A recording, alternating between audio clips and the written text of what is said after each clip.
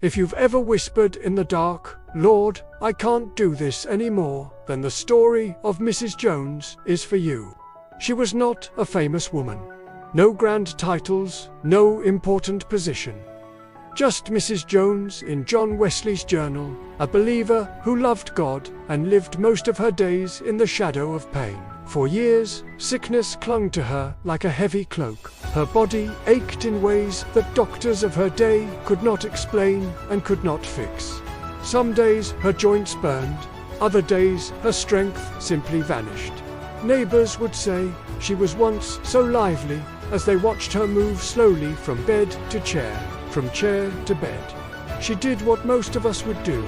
She went from doctor to doctor, trying every remedy anyone suggested. Her family saved money, tried medicines, changed diet, even listened to odd advice from well-meaning friends. Nothing worked. The pain stayed, the exhaustion stayed. Over time, something even heavier began to press on her. The question, why hasn't God healed me? She believed in God's power. She heard scriptures read in church, stories of the blind seeing, the lame walking, the bleeding woman made whole. She knew that Jesus had once walked dusty roads, laying hands on the sick and setting them free. And yet, in her little house, year after year, the healer seemed silent. Maybe you know that feeling. You believe, but you're tired. You pray, but you're not sure what to say anymore. One particular day, the pain was worse than usual. Every small movement felt like a knife. Her head pounded. Sleep had been shallow and broken for many nights. Friends had visited earlier and tried to encourage her, but when the door finally closed and the house grew still, the quiet felt like a weight on her chest. In that moment, with almost no strength left, Mrs. Jones remembered a line from the Gospels. Words a desperate man once said to Jesus, "Lord, if you are willing, you can make me clean." Something in that sentence spoke directly into her heart. It did not demand. It did not try to control God. It simply admitted to deep truths. You are able, I'm not sure what you will choose, but I'm coming to you anyway.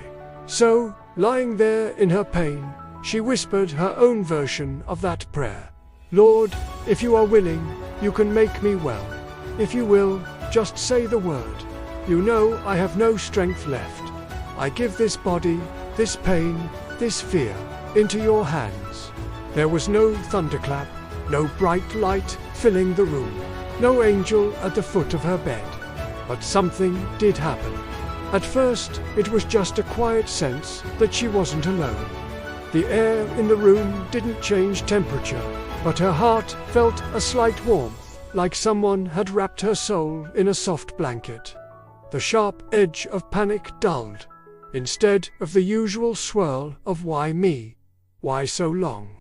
Her mind was strangely still. She drifted into the most peaceful sleep she'd had in months. When she woke, she noticed it. The pain was not completely gone. This is important. This was not a movie-style instant transformation where everything vanishes in a second. But it was different. The stabbing intensity had eased. Her body felt lighter. She could sit up more easily than she had in a very long time. As the hours and days passed, that improvement continued. Little by little, strength returned. Tasks that had been impossible slowly moved into the category of hard but doable. Where there had been only exhaustion, there was now a sense of real rest. Where there had been only fear about the future, there was a new thread of hope.